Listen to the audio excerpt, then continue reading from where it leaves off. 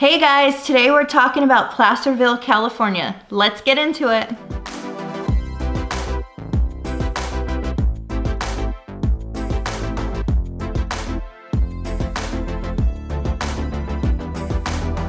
Welcome back to the channel, everybody. As always, please make sure you hit that subscribe button, ding the notification bell, and make sure you subscribe because we got new videos coming out for you guys every Tuesday and Thursday to keep you up to date with what's going on in the Sacramento metro area.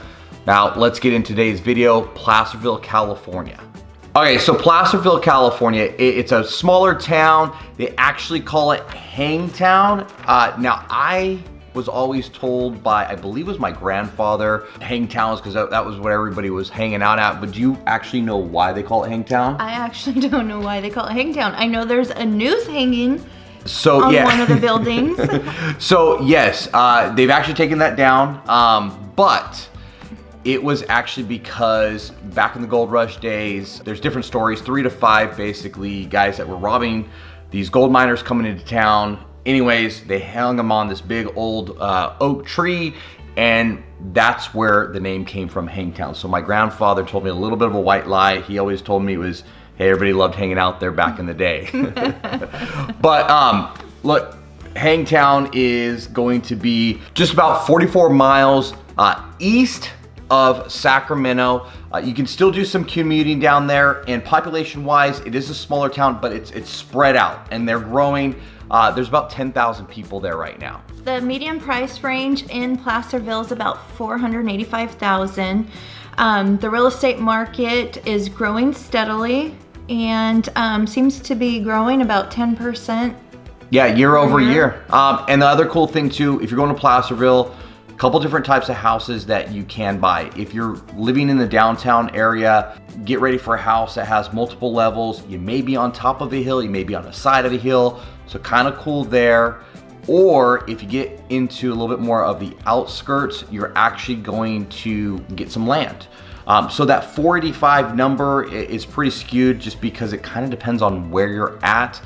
There are houses a little bit cheaper up there, and then there actually are those multi-million dollar houses sitting on a bluff with beautiful views. So you can really get anything you want. One of my favorite houses in the area is a bungalow house, and it's just a few blocks from Main Street. Yeah, lots of things to do in the Placerville area. They have great shopping. One of my favorite stores there is called Ambiance. Every time I pass that town, I have to stop, grab some clothes. Great little area. They have great farmers market there. People love to go to the farmers market and get their fresh produce every week. They also have a lot of people hanging out at the skate park there, Hangtown Skate Park. Yeah, so a lot of these things that you're seeing out there, or we're kind of talking about, and what we love about it, where her favorite shop is going to actually be on Main Street. One of my favorite places up there is the Farm Table. Farm Table, if you're into pickled anything, you gotta go there. They do roasted vegetables, pickled vegetables.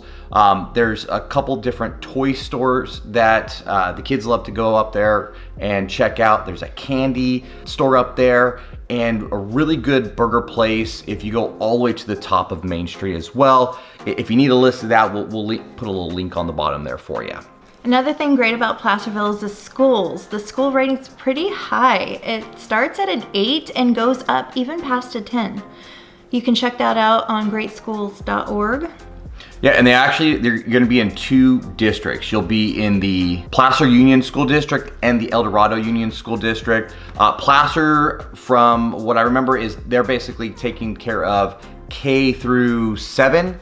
And then you're gonna get El Dorado's coming back in, and they're taking care of 8 through K. So 2 different school districts, both really good school districts. Good schools. Like Deborah was saying, always rated pretty high.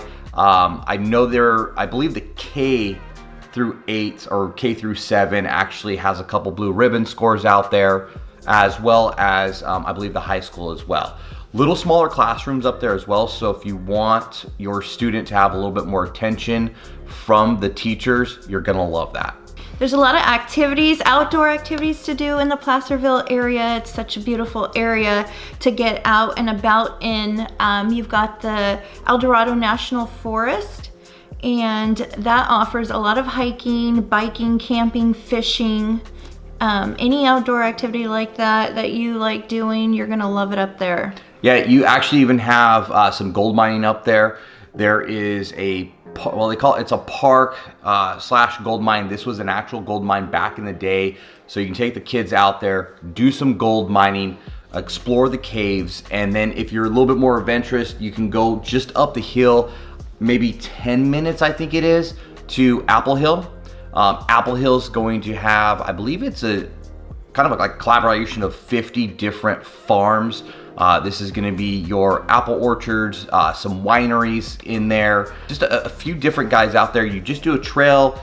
I would say when you go up there, you got to try some of the pies, and as well as kind of like a local thing to do is take the apple cider. Apple cider, definitely. And mix that with a Sierra Nevada from the Chico area. They've got it there. Just tell them to mix it. You'll thank me later. Yes, definitely head up to Apple Hill. It's one of our favorite places to go. We love to take the family, spend some time out there, especially in the fall.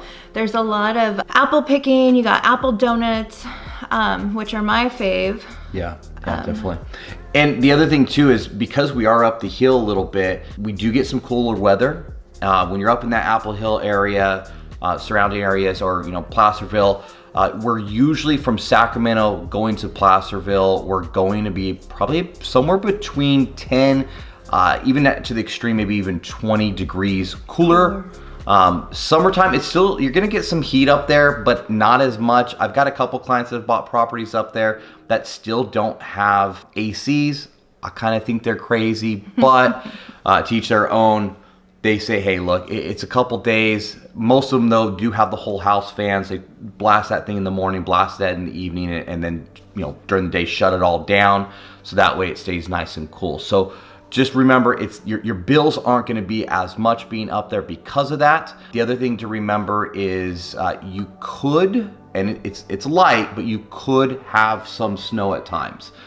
It's been a while. I think it was about 2 years ago. They had a real big storm come through. Snow lasted about, I think, 2 weeks, which is almost unheard of. Mm-hmm. But for the most part, it's that snow. It hits you. There's a light dusting. The kids have fun with it. By the evening or the next day, it's pretty much gone and has melted away. Yeah. If you want more of that snow, you kind of got to move up the hill just a little bit into like Pollock Pines or Camino, I believe it's called. So again, some snow, not too much. Summertime's a little bit nicer. And the other thing that I think we like, and that's why we like to go up to Apple Hill, is I feel that you actually get some seasons there, right? You actually get the fall, you get the leaves turning colors.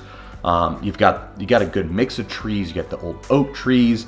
You've got just redwoods out there. So it's kind of cool to see all these colors come together during the fall, and then spring, of course, everything's blooming out there. You also have all the Christmas trees they do out there.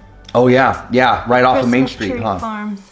Yeah, you've got when you get into the Apple Hill area, you've got a ton of Christmas tree farms. So if you are ready to flex the biceps, get out there and you get to actually pull a tag, and the family gets to pick a tree and cut it down yourself. And then other than that, I think the only other thing I got to say is they are actually off of 2 highways. So you've got the 50, that's going to lead you into Sacramento, and then you also have the 49.